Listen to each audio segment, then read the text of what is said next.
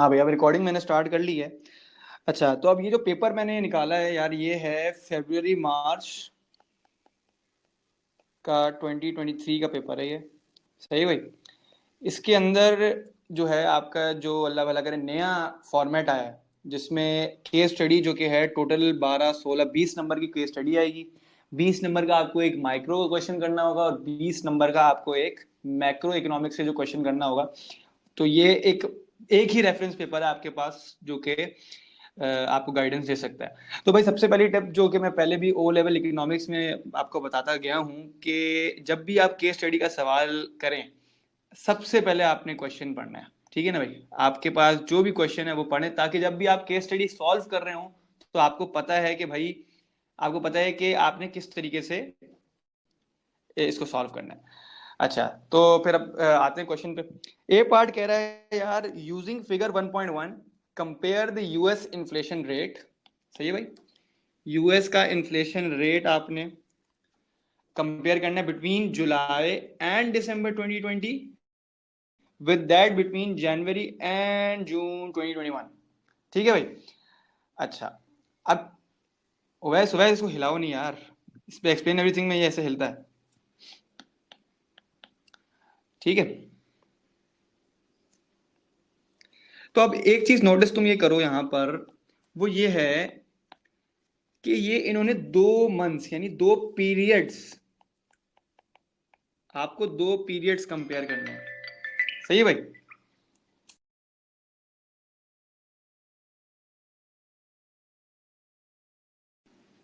आप सही देखो, राइट पे सही है।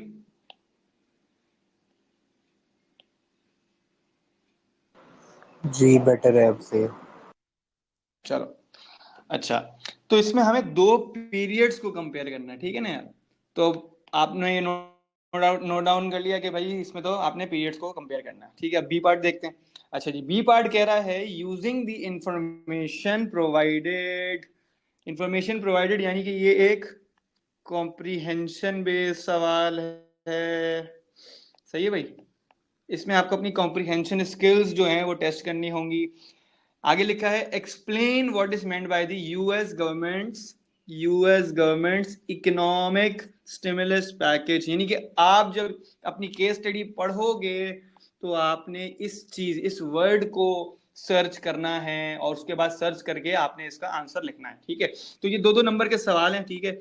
ये मेरे हिसाब से बहुत ही, मैं समझता हूँ इन्हीं में मार्क्स आपने निकालने हैं अपने। ठीक है ना। और ये बहुत कॉम्प्रिहेंसिव बेस्ड क्वेश्चन है। ठीक है।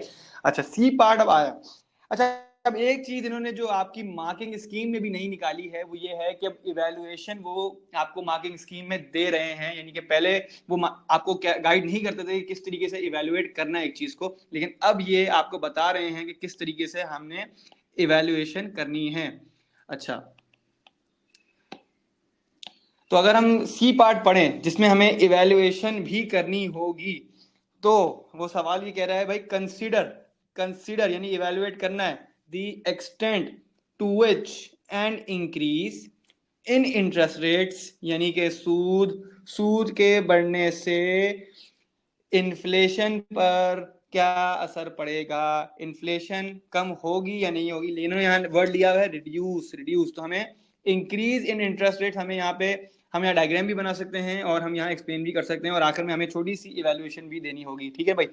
अच्छा, बी पार्ट डी पार्ट आ गया। एज यूजुअल मैंने आपको कहा था एक डायग्राम वाला सवाल वो हमेशा देता है।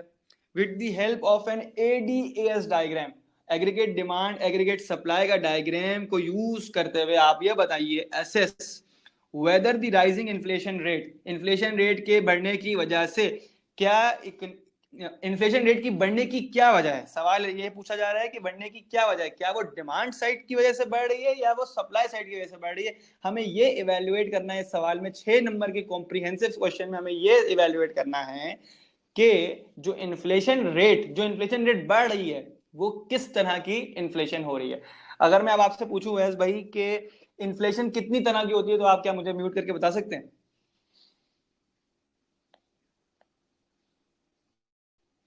Hello hello hello hello.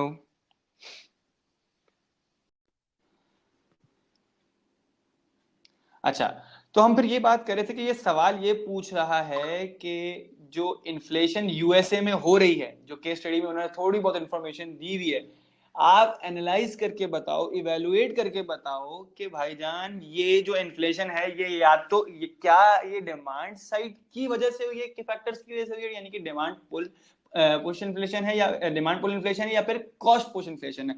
तो हमें इस क्वेश्चन में ये इवेलुएट करना होगा। सही है, ये भी 6 मार्क का सवाल है और इसमें भी आपको इवेल्युएशन नाम की एक चीज करनी पड़ेगी। सही है भाई। अच्छा, अब अगर हम आखिरी जो इसका पार्ट है उस पर आए, ई पार्ट कहता है असेस, असेस फिर से वही इवेल्युएशन आपको देनी है भाई, असेस द पॉसिबल कॉन्सिक्वेंसेस। अच्छा, अब एक चीज समझना भाई, एक चीज क्या समझना कि कॉन्सिक्वेंसेस जो है ना भाई, वो पॉजिटिव भी होते हैं और नेगेटिव भी होते हैं। इन्फ्लेशन का पढ़ के आप ये मत समझ जाना कि इन्फ्लेशन तो यार एक चीज, एक अच्छी चीज नहीं है तो नेगेटिव ही देने हैं। आपने दोनों साइड बतानी है, चाहे कम पॉजिटिव बताओ लेकिन बतानी आपने दोनों साइड है। ठीक है भाई। Of a rising rate, rising rate inflation के बढ़ने की वजह से क्या कॉन्सिक्वेंसेस आते हैं for a country such as the US. ठीक है भाई। तो ये हमने एनालाइज कर लिया कि कौन किस तरह के सवाल उसने पूछे हैं फरवरी मार्च 2023 के पेपर में। ठीक है, अब हम लोग जाते हैं केस स्टडी की तरफ और केस स्टडी पढ़ते हैं। आपको भी मैं टाइम दे रहा हूं, आप केस स्टडी पढ़ें। सही है, ये मैंने आपको यहाँ पर, क्या नाम है, एक मिनट रुकना, थोड़ा जूम आउट कर दिया मैंने।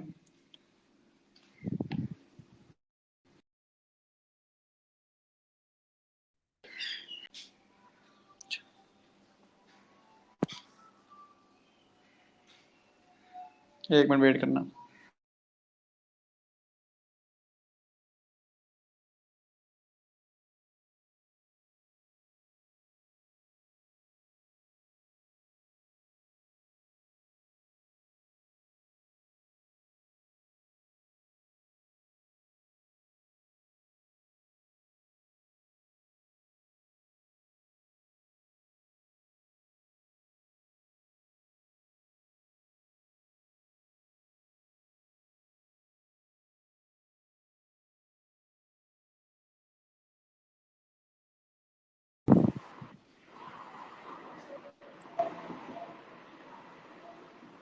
एक मिनट में रिकॉर्डिंग स्टार्ट हो रही है।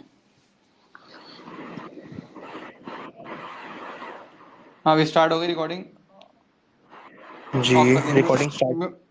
म्यूट कर दे, म्यूट। हाँ, अच्छा, तो भाई अब हम केस स्टडी की तरफ आते हैं और केस स्टडी कहती है, स्टार्ट करते हैं, prices are rising much faster. ठीक है, much faster than expected across the world's economies including the United States. ठीक है, as the US economy has grown, ठीक है, prices of goods and services have substantially increased. भाई अब आपको वैसे भी पता है कि जब से कोरोना आया है तब से एक इन्फ्लेशन ट्रैप में तकरीबन सारी बड़ी हो या छोटी इकोनॉमीज हो इंक्लूडिंग पाकिस्तान, इन्फ्लेशन का एक ट्रैप जो है उसमें फंसी हुई है। ठीक है, The US economy is forecasted to grow by 7.4%। ये क्या ग्रोथ की बात कर रही है भाई? GDP growth. सही है भाई, 7.4% इन 2021 with consumer spending. Consumer spending आपको पता है कि भाई अगर आप एग्रीगेट डिमांड की बात करें उसमें होता है सी प्लस आई प्लस जी प्लस एक्स माइनस एम। ठीक है, तो सी एक कंपोनेंट है एडी का जिसकी वजह से होती है डिमांड पुल इन्फ्लेशन।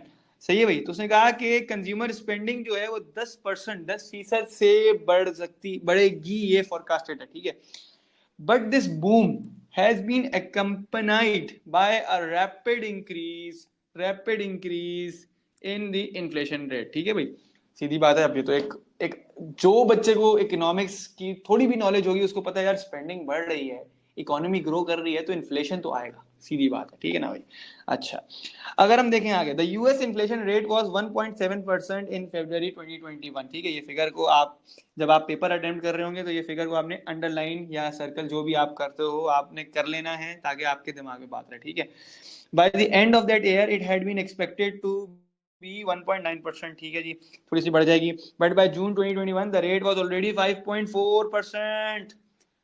तो अब अभी देखें कि प्रोजेक्शंस क्या थी, एक्चुअल क्या थे, और कहां से कहां कूद गई इन्फ्लेशन। पाकिस्तान की तो बिल्कुल बात ना करें, क्योंकि पाकिस्तान की तो 10% एक्सपेक्टेड थी और आज 50% चल रही है। ठीक है, अल्लाह हमारे मुल्क पर रहम फरमाए।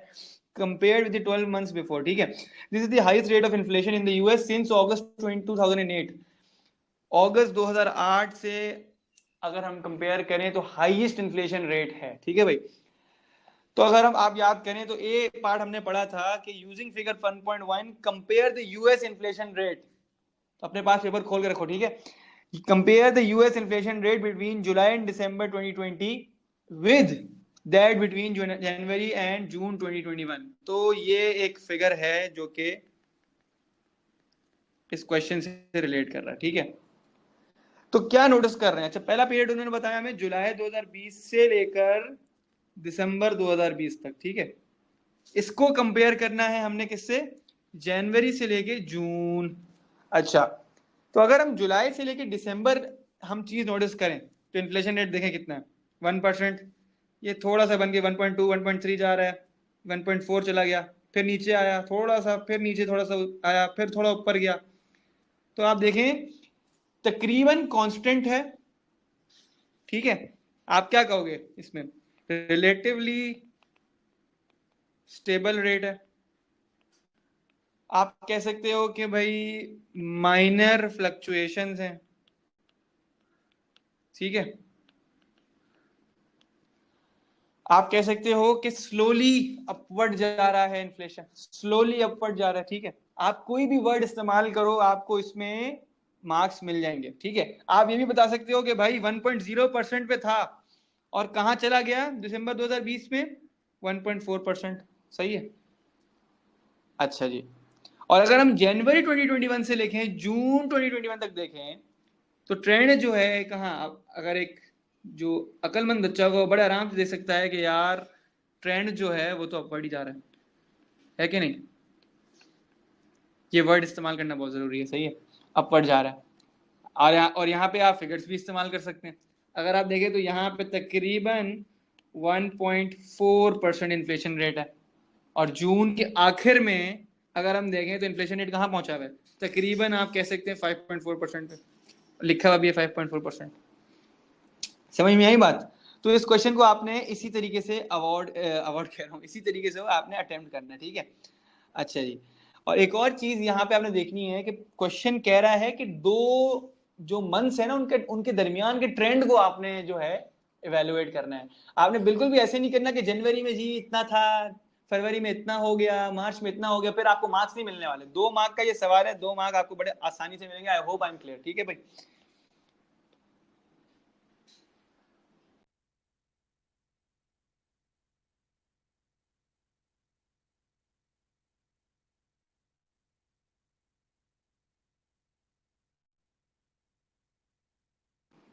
अच्छा भाई, अब अगर हम पढ़ें तो वो कह रहा है कि rising inflation in the US, inflation के बढ़ने की वजूहात इन United States has been two main causes. उसने पहले आपको बता दिया कि भाई दो बड़ी वजूहात हैं कि इन्फ्लेशन क्यों यहाँ पे बढ़ रही है। सही है, द फर्स्ट कॉज आप यहाँ पे अंडरलाइन कर सकते हो, is a substantial increase in the demand for consumer spending. सही है भाई, सीधी बात है, अमीर लोग वहां रहते हैं तो कंज्यूमर्स जो कंजम्पशन है, जो कि आपको पता है कि एक कंपोनेंट है एग्रीगेट डिमांड का और डायरेक्टली अफेक्ट करती है इन्फ्लेशन को।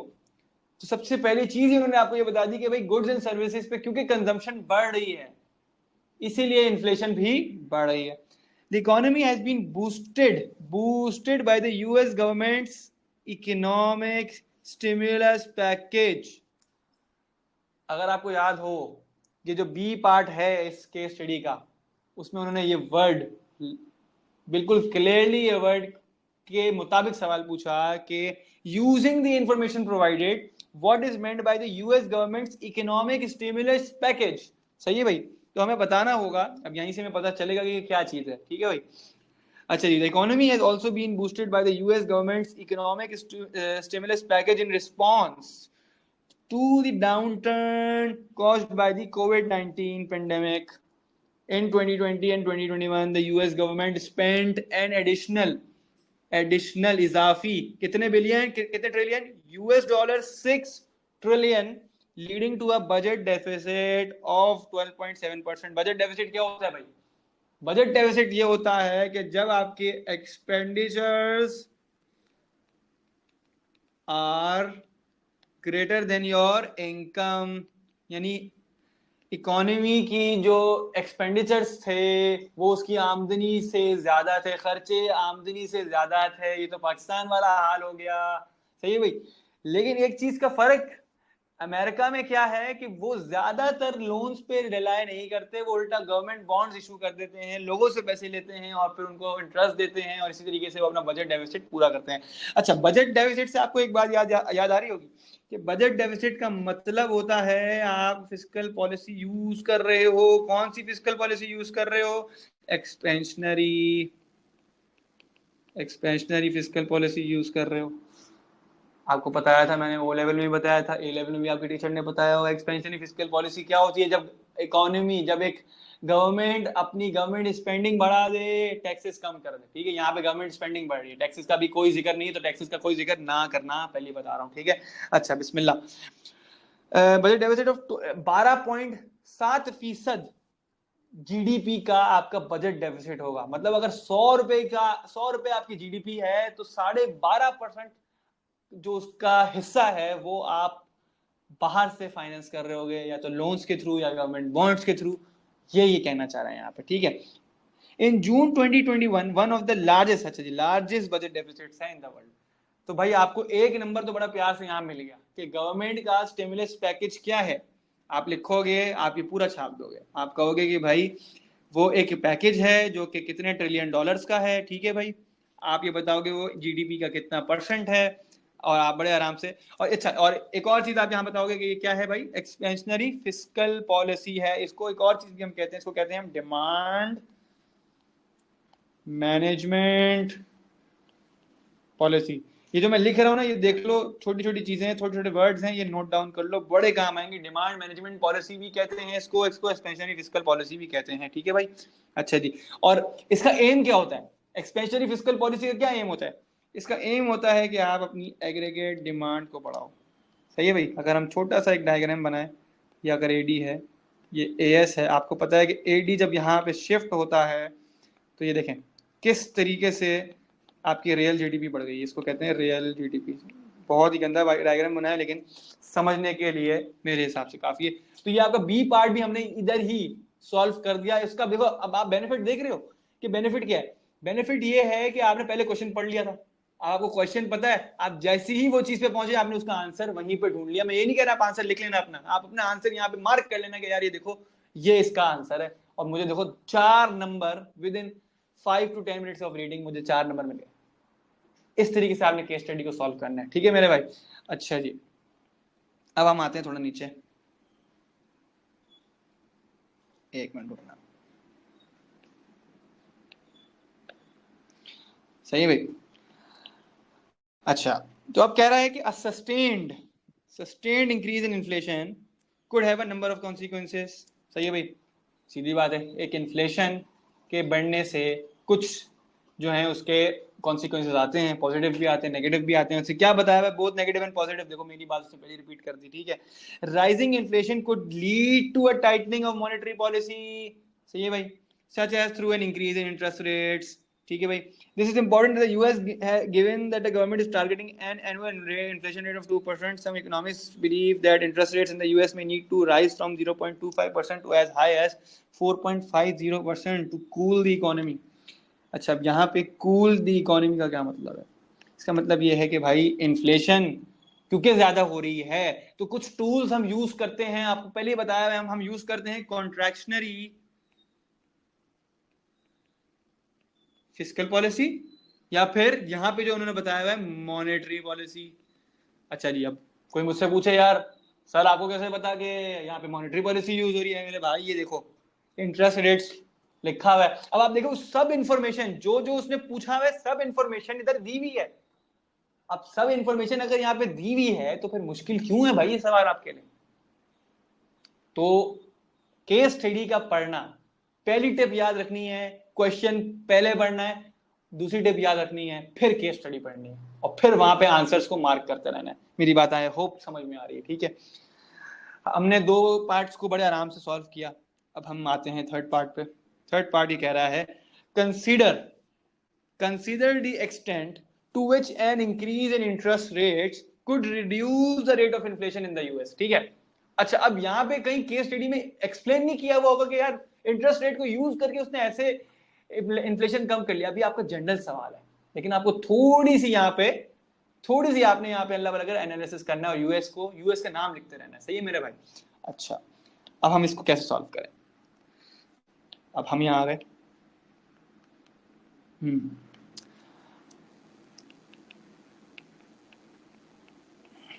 इंटरेस्ट रेट्स से बताया हुआ कि इंक्रीज करने, ठीक है। ये कौन सी पॉलिसी होती है आपने बताई, कॉन्ट्रैक्शनरी मॉनेटरी पॉलिसी। आप स्टार्ट इस तरीके से करोगे कि भाई कॉन्ट्रैक्शनरी मॉनेटरी पॉलिसी यूज करने का बोला है, और इससे किस तरीके से आप इन्फ्लेशन को कंट्रोल करोगे मैं आपको सबसे पहले समझाता हूं, ठीक है मेरे भाई। अच्छा जी, आपको पता है कि एक मिनट में मार्कर चेंज करूं। आपको पता है कि भाई जब इंटरेस्ट रेट बढ़ता है, इंटरेस्ट रेट को हम डिनोट करते हैं आर से, ठीक है भाई, छोटे आर से। तो आपको पता है कि कॉस्ट ऑफ बोरोइंग आपकी बढ़ जाती है। कैसे बढ़ जाती है भाई।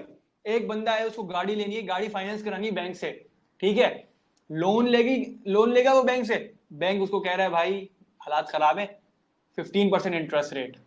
15% इंटरेस्ट रेट यानी कि आपको इतना परसेंट सूद देना पड़ेगा, आपको गाड़ी मजीद महंगी पड़ेगी। तो भाई जब कॉस्ट ऑफ बोरोइंग बढ़ गई तो आपकी कंजम्पशन कम हो जाएगी, कंजम्पशन बन जाएगी। और इंसेंटिव टू सेव, ये जो मैं वर्ड्स लिख रहा हूं मेरे भाई, ये देखो, इंसेंटिव टू सेव बढ़ जाएगा। ये देखो, इंसेंटिव टू सेव बढ़ जाएगा। समझ में आई बात। लोग कंज्यूम करने से डरेंगे और सेव करने पे ज्यादा आमादगी दिखाएंगे। सेव करेंगे, सेव करना ज्यादा पसंद करेंगे, बोरोइंग कम कर देंगे। सही है। तो आपको पता है कि भाई कंजम्पशन एडी का पार्ट होता है। एडी क्या है मेरे भाई, सी प्लस आई प्लस जी प्लस एक्स माइनस एम। तो जब ये कंपोनेंट कम, तो महंगाई, इन्फ्लेशन रिड्यूस। सही है मेरे भाई। आप भी बड़े आराम से एक्सप्लेन करके बता सकते हो, ठीक है। अच्छा,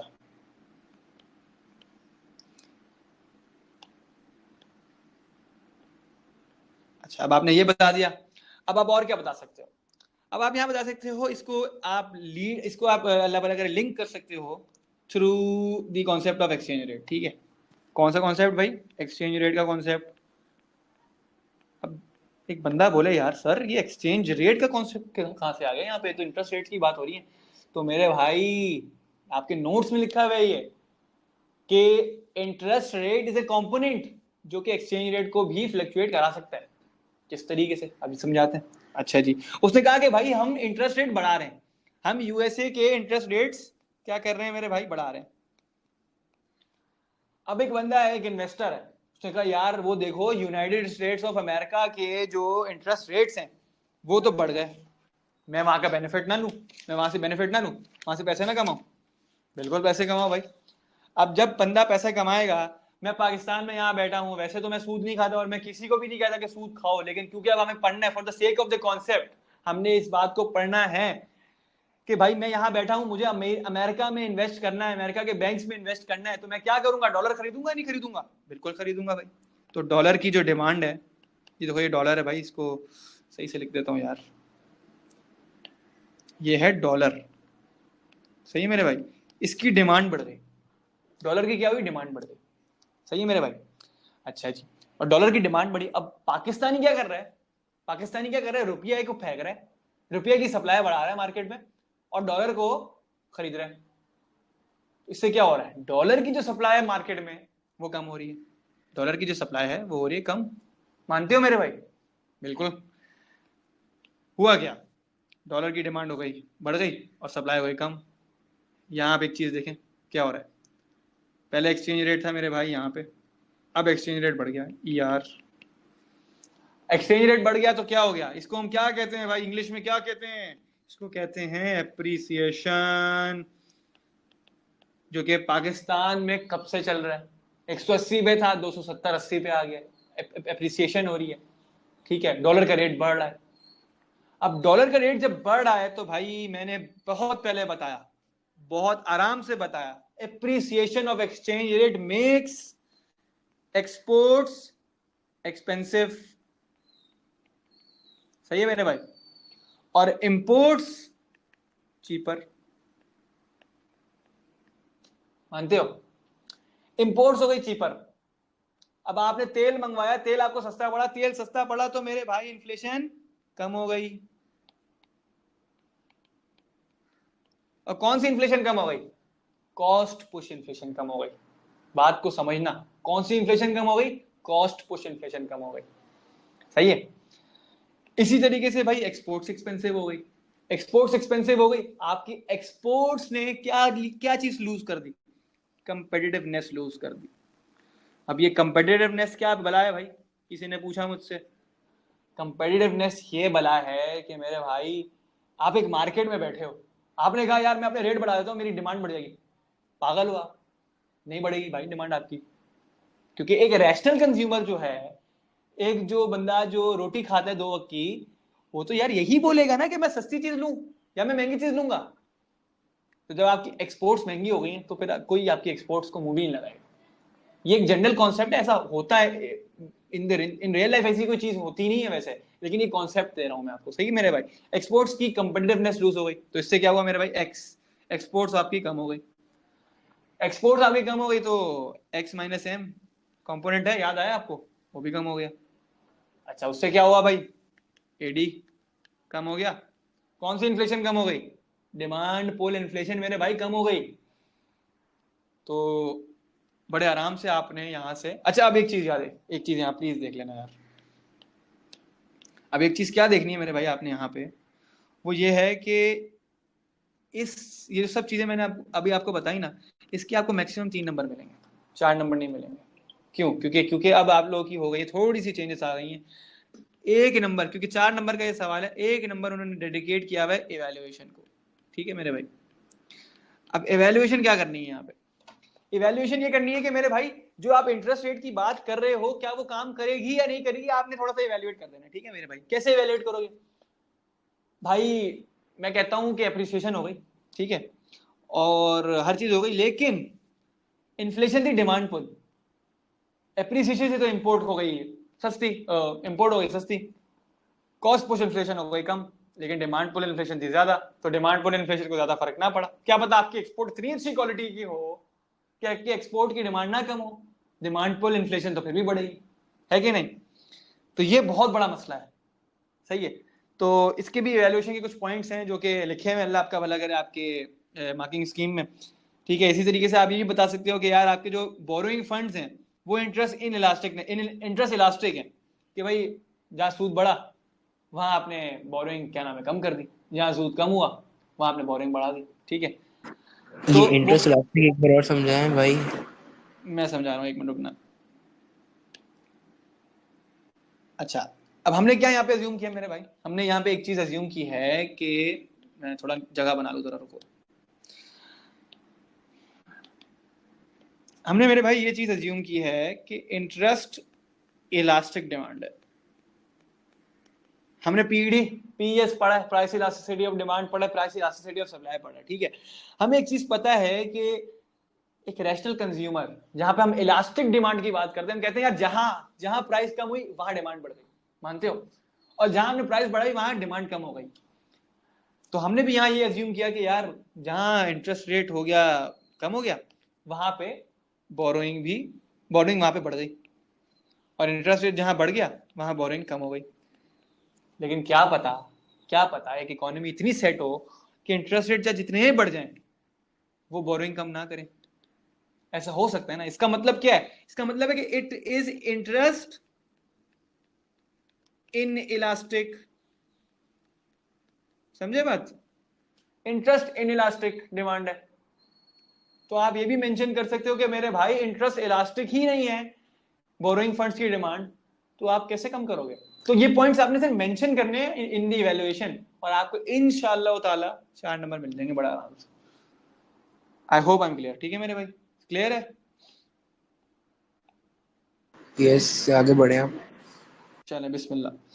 अच्छा जी, डी पार्ट क्या कह रहा है?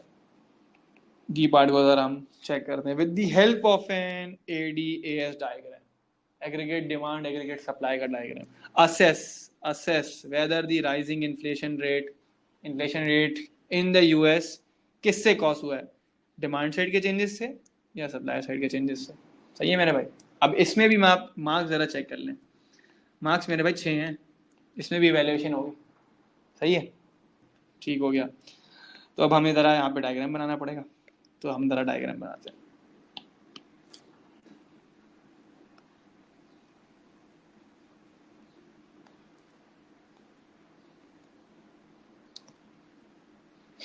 थोड़ा वेट करना, डायग्राम बना।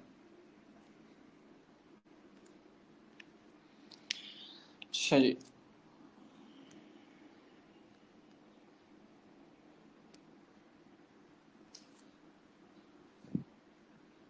तो सबसे पहले आप करोगे क्या, एक इक्विलिब्रियम पॉइंट बना दोगे। ठीक है, आपको पता है ये मैक्रो इकोनॉमिक्स का एक डायग्राम है, तो इस चीज़ का ख्याल रखना। यहाँ पे प्राइस और डिमांड नहीं मेंशन कर देना, यहाँ पे आपने मेंशन करने हैं aggregate demand aggregate supply real GDP.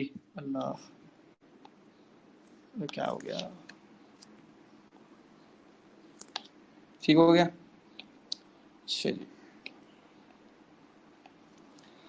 तो यहाँ क्या आएगा मेरे भाई, aggregate supply 0, aggregate supply 1, aggregate demand nil, aggregate demand 1। ठीक है जी, आपका ये होता है रियल जीडीपी, ये होता है आपका इन्फ्लेशन रेट। ये बेसिक चीज़ें हैं, ये पता होनी चाहिए। सही है। अब आप देखो, आपका एक पहले इक्विलिब्रियम पॉइंट क्या था, इक्विलिब्रियम पॉइंट आपका ये था। ठीक है, उसके बाद आपने यहाँ पे, क्योंकि दोनों चीज़ें लिखी हुई हैं, दोनों फैक्टर्स लिखे हुए हैं, तो आपने डायग्राम में दोनों चीज़ें बतानी है कि मेरे भाई एग्रीगेट डिमांड भी बढ़ गया और एग्रीगेट सप्लाई भी कम हो गई। सही है, दोनों से इन्फ्लेशन बढ़ गया। इस डायग्राम को बनाने के मेरे भाई, इस डायग्राम को बनाने के 2 मार्क्स हैं। ठीक है, विद लेबलिंग वगैरह सब कुछ। बाकी 4 मार्क्स, अब आपने उसको ये बताना है कि यार इन्फ्लेशन किस तरह से हुई। अब जो सब चीजें मैंने आपको बताई, consumer spending, appreciation of exchange rate, वो आप थोड़ा सा डिस्कस करोगे। सही है, वो डिस्कस करने के बाद हम आते हैं इसका मेन जो चीज है ना, वो मेन चीज है इवैल्यूएशन। अच्छा ओवैस भाई, मुझे आप ये बताओ, इतनी सी इन्फॉर्मेशन से क्या आप बता सकते हो कि अमेरिका में कॉस्ट पुश इन्फ्लेशन है या डिमांड पुश इन्फ्लेशन है? बता सकते हो? म्यूट करके बताओ जल्दी से। Demand pull inflation. या देखो, हम इतनी सी इंफॉर्मेशन से ना, हम ये बिल्कुल भी एनालाइज नहीं कर सकते कि सिर्फ डिमांड पुल इन्फ्लेशन है या सिर्फ कॉस्ट पुश इन्फ्लेशन है। सही है मेरे भाई। तो हमें यहाँ पे ना थोड़ा डिप्लोमेटिक बनना पड़ेगा, हमें यहाँ पे थोड़ा सा पॉलिटिकल आंसर देना पड़ेगा। और पॉलिटिकल आंसर क्या होगा? मतलब कि दोनों नहीं है कि दोनों है। Exactly exactly. हमें यहाँ ये बताना होगा कि based on the information above we can not make a decision that the inflation is caused by the demand side और द सप्लाई साइड फैक्टर्स। ठीक है मेरे भाई। और आप ये बताओगे कि there it is a mixture of, it seems like that it is a mixture of both demand side factors and supply side factors। समझ में आई बात? समझे बात मेरे दोस्त? Yes yes. यहाँ पे मार्किंग स्कीम में बड़ा क्लियरली बताया है कि अगर आप सिर्फ एडी डिस्कस करोगे ना, तो आपको नंबर वो मैक्सिमम 2 देगा, या अगर आप सिर्फ एएस डिस्कस करोगे तो आपको सिर्फ 2 नंबर मिलेंगे मैक्सिमम। अगर दोनों ये दो दो डिस्कस करेंगे तो पूरे देगा। दो दोनों डिस्कस करोगे, 4 यहाँ मिल गए, 2 आपको इवेल्युएशन के मिल गए। सही है। और मैं आपको बताता हूँ किस तरीके से, 2 भी नहीं मिलेगा, एक एक मिलेगा। रुको, इसके मार्क्स जो डिस्ट्रीब्यूशन है आपको बताता हूँ। 2 मार्क्स वो आपको दे रहा है डायग्राम के। सही है, डायग्राम का ये तो इतना सा डायग्राम है, कुछ भी नहीं है इसके 2। अब ये देखो कितने फ्री मार्क्स हैं। अब पैनिक अगर होगे तो ये 2 मार्क्स आप लूज करोगे मेरे भाई। समझ रहे हो बात?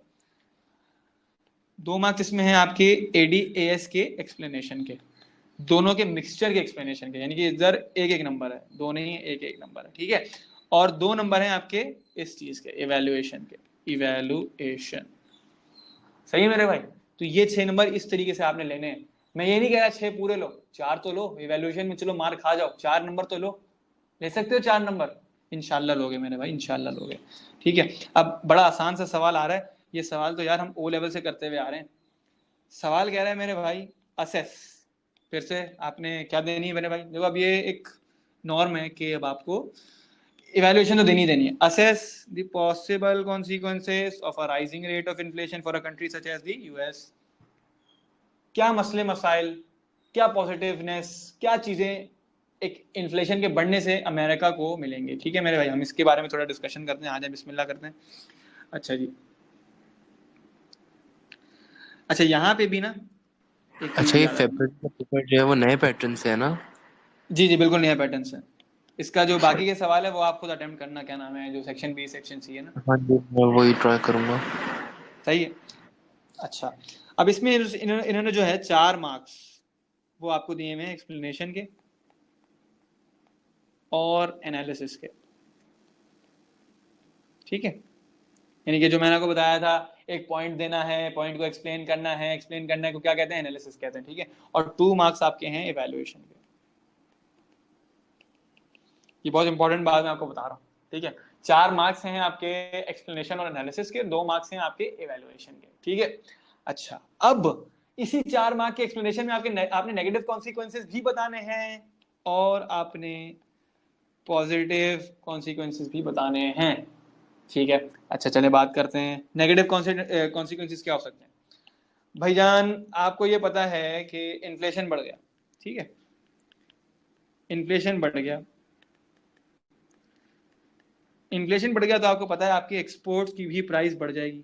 ठीक है, और आपकी इंपोर्ट्स रिलेटिवली रिलेटिवली सस्ती हो जाएंगी। सही है, रिलेटिवली का वर्ड यूज करना बहुत जरूरी है यहाँ पे, रिलेटिवली चीपर, रिलेटिवली एक्सपेंसिव। ठीक है, तो इससे क्या होगा, अभी एक्सपोर्ट्स की क्या लूज हो जाएगी, जो हमने पहले भी बताया, कंपेटिटिवनेस। एक्सपोर्ट्स आपकी महंगी हो गई, एक बंदा जो मुंह से रोटी खाता है वो क्यों भाई महंगी चीज लेगा, मुझे एक बात बताओ, क्या हुआ इससे, इससे फिर से एक्सपोर्ट हो गई कम, एडी हो गया कम। सही है, ये सारे मसले मसाइल, जो एक्सपोर्ट से पैसे कमाते थे वो एक्सपोर्ट से पैसे नहीं कमाएंगे, आपके मुल्क की जीडीपी नहीं बढ़ेगी, जीडीपी कम, इनकम्स कम, ये सब चीजें आपने बतानी है। सही है मेरे भाई। अच्छा, और से क्या मसले मसाइल आ सकते हैं। अच्छा, महंगाई, यार महंगाई से क्या मसला हो सकता है ना भाई, महंगाई से बहुत मसले होते हैं मेरे भाई। महंगाई से क्या क्या मसले होते हैं, महंगाई से आप जो है अल्लाह भला करे, आपकी consumer spending power, consumer spending power जिसको आप परचेजिंग पावर भी कह सकते हो, वो कम हो गई। ठीक है, कंज्यूमर स्पेंडिंग पावर कम हो गई। आपकी रीडिस्ट्रीब्यूशन ऑफ इनकम, पाकिस्तान में आप क्या देखते हो, कौन पिस रहा है, मिडिल क्लास पिस रहा है, क्या पिस रहा है, मिडिल क्लास पिस रहा है, अमीर अमीर होता जा रहा है, गरीब गरीब होता जा रहा है। ये जो डिस्ट्रीब्यूशन ऑफ इनकम है वो बिल्कुल भी फेयर नहीं हो रही, ये सारी इन्फ्लेशन की वजह से। तो ये चीज आप बता सकते हो। आप बता सकते हो कि मेरे भाई अनसर्टेनिटी आ सकती है, ये आप बता सकते हो। आप आपने शू लेदर कॉस्ट पढ़ी होंगी, आपने मेन्यू कॉस्ट पढ़ी होंगी, इनका जिक्र कर सकते हो आप। बड़ा बेसिक है यार, बहुत बेसिक है। अच्छा ठीक है भाई। अच्छा अब पॉजिटिव, पॉजिटिव भी कुछ कुछ ना कुछ तो यार मिलता ही होगा। एक मिनट,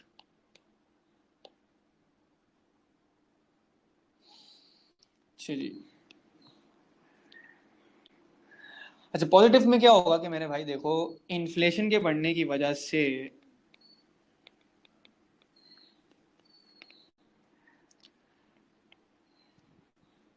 आपने कोई अगर डेट लिया हुआ है, ठीक है ना मेरे भाई, अगर जो आपने डेट लिया हुआ है वो रियल टर्म्स में उसकी वैल्यू कम हो जाएगी। यानी कि आप पैसे तो उतने ही वापस कर रहे हो, लेकिन उसकी जो पावर है, परचेजिंग पावर है, वो कम हो गई। तो यार ये एक बेनिफिट समझा जाता है इकोनॉमिक्स में। लेकिन वैसे तो यार आप देख लो ना, आज भी हमें ईदी 100 रुपये ही मिल रही है, ईदी 100 रुपये मिल रही है, जबकि 100 रुपये की औकात क्या है, कुछ भी नहीं है। तो बस यहाँ पे भी एक तरह से यही एक क्या नाम है, अल्लाह भला करे, एक फैक्टर है। ठीक है, आप ये बता सकते हो कि मेरे भाई अल्लाह भला करे, इससे प्रॉफिट्स अगर अगर अगर अगर एक्सपोर्ट्स, अच्छा कुछ जगह पे आपको बताया यार, आप कोई चीज़ एक्सपोर्ट कर रहे हो, जैसे हमारी फुटबॉल्स हैं। सही है, मैं आपको फुटबॉल से एग्जांपल दे रहा हूँ। अब फुटबॉल अगर महंगी भी हो गई तब भी आपसे कोई लेना बंद नहीं कर देगा, कोई फुटबॉल की क्वालिटी क्वालिटी बहुत अच्छी है। सही है, क्वालिटी बहुत अच्छी है, और बनाती भी सिर्फ पाकिस्तान है, मतलब मोस्ट जो है वो पाकिस्तान बनाती है, तो उसकी डिमांड तो उतनी रहेगी। अब उसको पैसे भी ज्यादा मिल रहा है भाई, पैसा भी ज्यादा मिल रहा है क्योंकि महंगी हो गई और उसकी डिमांड भी उतनी ही है या थोड़ी सी कम हुई है, तो उसके भाई क्या होगा, उसके प्रॉफिट्स बढ़ जाएंगे। ठीक है, या हम क्या देखते हैं महंगाई में, हम अपनी पाकिस्तान की बात कर लें, खाड़ी पे क्या रश कम हो गया, महंगाई हो गई लेकिन रश कम नहीं हुआ। केएफसी का बर्गर महंगा हो गया लेकिन रश कम नहीं हुआ, तो उनके प्रॉफिट्स बढ़ गए, उनके प्रॉफिट्स बढ़ गए मेरे भाई।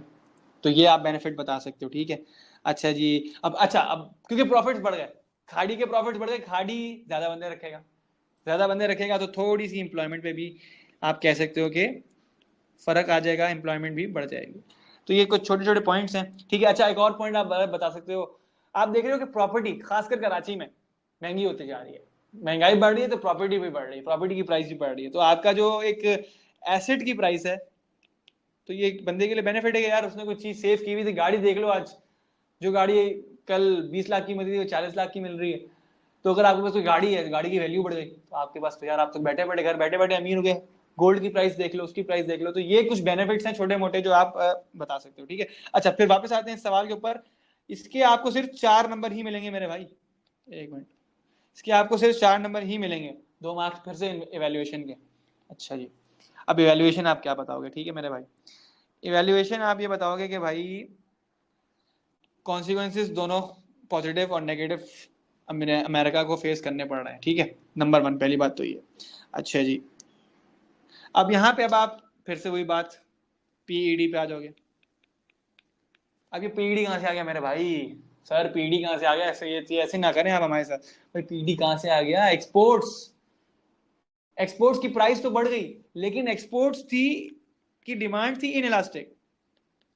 जैसे मैंने आपको फुटबॉल की एग्जांपल दी, फुटबॉल लोगों को चाहिए, फीफा चल रहा है, ला लीगा चल रहा है, कितनी कौन कौन सी लीग्स चल रही हैं, स्पोर्ट्स इक्विपमेंट है, सर्जिकल इंस्ट्रूमेंट्स हैं, आपकी कॉटन इंडस्ट्री है, कितनी भी महंगी हो जाए आपको आपको जरूरत है उससे उसकी।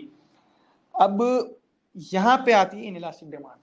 तो मेरे भाई अब आपने इवैल्यूएशन में देखो, ये देख रहे हो इनइलास्टिक, ये है तो मैक्रो की केस स्टडी, लेकिन आपने माइक्रो की नॉलेज भी लानी है। नहीं लाओगे नॉलेज तो नहीं मिल सकते मार्क्स, लेकिन ये कोई बहुत मुश्किल बात नहीं है। पीडीपीएस का वैसा सवाल आएगा तो कर लोगे, लेकिन इसमें नहीं अप्लाई करोगे। तो ये एक चीज मेरे भाई टिप याद रख लें, पीडीपीएस को लाजमी दिमाग में रखना अपने। केस स्टडी अच्छी हो गई इंशाल्लाह ताला सब अच्छा हो जाएगा। समय ने मिला, क्योंकि केस स्टडी ही सबसे मुश्किल सवाल होता है, बाकी रट्टे हुए आ जाते हैं आपको। ठीक है ना मेरे भाई? तो यहाँ पीडी की बात बता सकते हो, यहाँ बता सकते हो कि मेरे भाई अगर प्रॉफिट्स बढ़ रहे हैं, अगर तो प्रॉफिट्स बढ़ रहे हैं तो महंगाई भी तो उतनी हो रही है ना यार, रॉ मटेरियल की प्राइस बढ़ गई, मतलब प्रॉफिट्स रिलेटिवली नहीं हो रहे, रियल टर्म्स में प्रॉफिट्स नहीं हो रहे। तो ये बहुत सारी चीजें जो आप लिख सकते हो इस सवाल में। और मैं आपको जो एक बात बोलूँ ना, अगर इस क्वेश्चन में, क्योंकि जो मैंने मार्किंग स्कीम्स देखी हैं, जो मैंने एग्जामिनर रिपोर्ट्स देखी हैं, जो मैंने अल्लाह भला करे थ्रेशोल्ड्स देखे, इस क्वेश्चन में अगर आपको 14 नंबर भी मिल रहे हैं 20 में से, आप ए पे हो, ए पे खड़े हो, मैं आपको बता दूं। 14, 13, 14, और अगर आप बहुत अच्छे हो तो आप 17, 18 भी ले सकते हो, लेकिन अगर 14 भी आ रहे हैं ना तो आप बहुत सेफ हो। तो आई होप आपको हर चीज समझ में आ गई होगी। ठीक है, मैं रिकॉर्डिंग बंद कर रहा हूँ, कोई क्वेश्चन हो नहीं तो भाई, पूछो।